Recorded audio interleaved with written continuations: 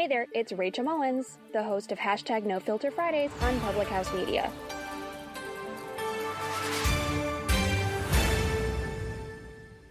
This is Baxter Colburn, host of Verse of the Day here on Public House Media. Thanks for checking out the following broadcast on Public House Media. Once you're done with that episode, I hope you'll come and check out my show, where I take one Bible verse every Monday, Wednesday, Friday, and I provide practical examples of what it can be in your life. We have guest speakers that join the program every Wednesday, and there's always something new to learn about your walk with Christ. You can stay up to date with Verse of the Day by subscribing on Apple Podcasts or on publichousemedia.org. Thanks again for listening to the following broadcast on Public House Media.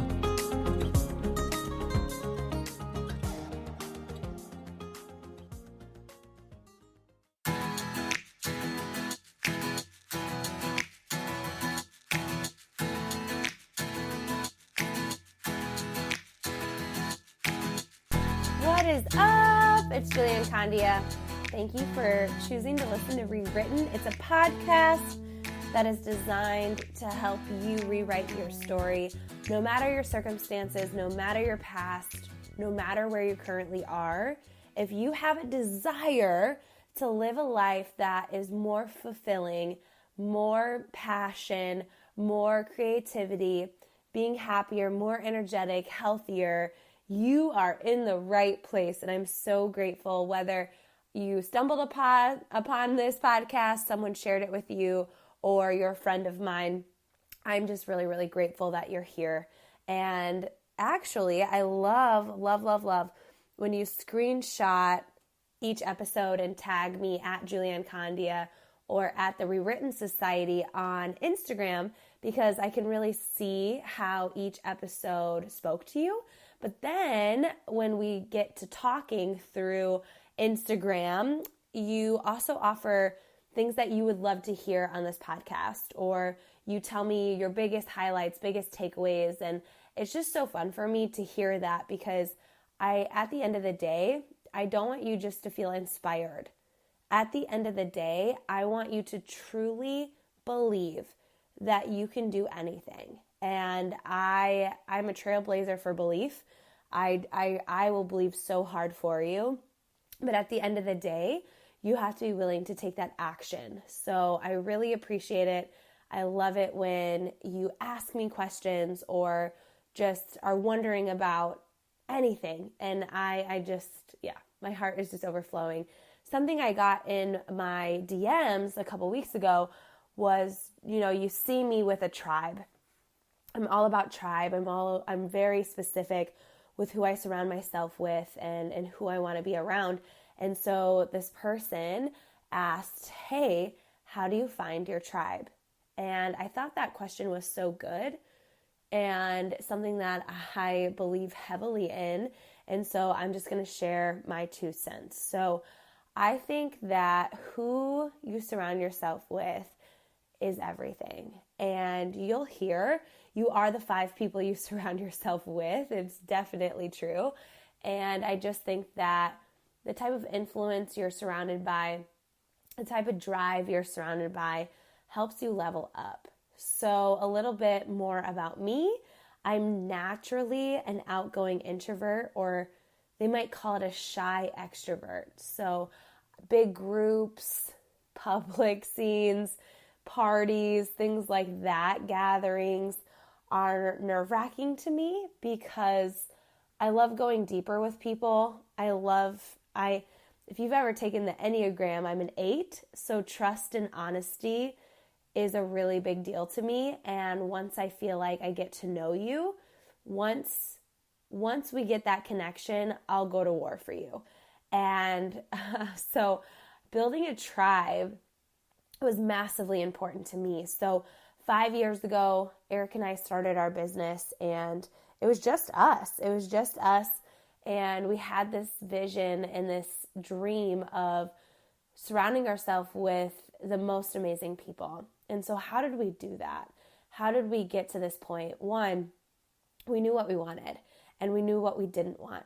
We didn't want to seek advice. Actually, this is a good example, is that, Eric and I are about to have our baby, and I almost asked someone about their thoughts on making posts public with kids. But the person that I asked, I didn't ask them, I was going to ask, they don't have a social media presence. They haven't built a business like we have. They don't post every day. So why would I ask them? Doesn't mean I don't love them, but I wouldn't want their advice anyway, because their advice isn't from what we do. So that's just kind of an example of who we seek advice out to are people who are already doing it, who have done it. And so it's kind of the same thing of like asking for advice for working out while pregnant and getting opinions from people who never worked out pregnant. That just doesn't make sense. You want to ask people who are doing what you want to do or have a desire to do that. So that's number one, is like, what do we want and what do we not want? Who do we seek counsel from? Are people where we want to be, where we want to go? And I think for me too, like a big thing for tribe building was that I didn't want a camaraderie off of complaining and negative thinking, small-mindedness, scarcity. I really wanted to be around people who have abundant thinking, who are action takers. And I think so much of that starts with us. It's no one other person that can make you level up. But when you do surround yourself with other people who are leveling up, you naturally want to. But it has to start with you. So for Eric and I, fitness and nutrition was important. So we made that a priority and we talked about it and we were all about it and we are all about it. So naturally, people that are in our lives really care about fitness and nutrition. And we are all about personal development and we talk about it. And we make it a big deal in our lives on our day-to-day walk in this life. And so naturally, we hang out with people who love personal development, that love reading, that have listened to something. And, you'll see in our text threads with our friends is that they're sharing podcasts. They're sharing ways to get better in life. And I think it's just also about how you speak. So Eric and I, when you're around us, we speak positively. We speak abundantly. We speak with vision. We speak with hard work. And that's who we attract. And I think that what you put out there is what you attract. So a lot of people on social media, they don't realize that they're complaining, but they are. They don't realize that they're defending their excuses, and they are.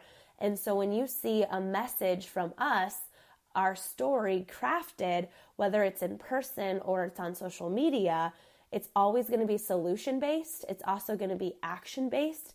It's going to be positive, even when there's a struggle, even when there's a hardship. You're not going to see perfection, and you're not going to see us blaming.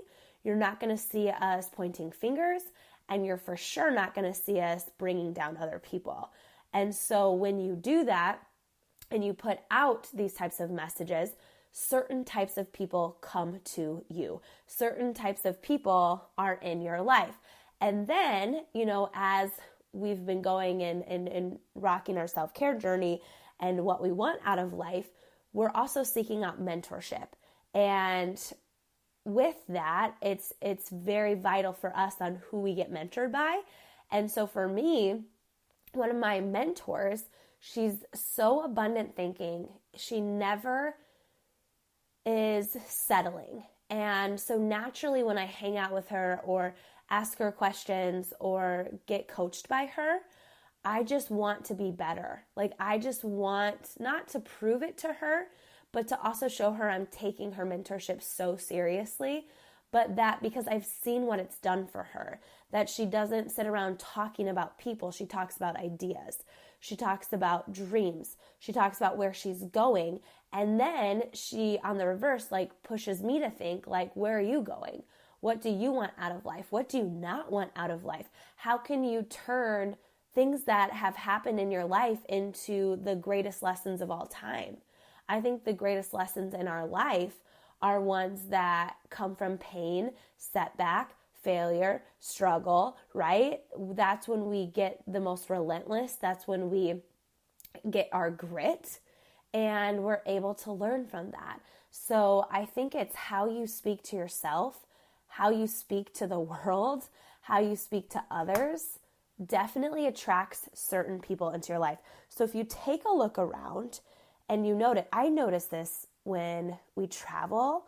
I notice this when we hang out with people that we normally wouldn't hang out with, and that might be because it's a gathering of some sort.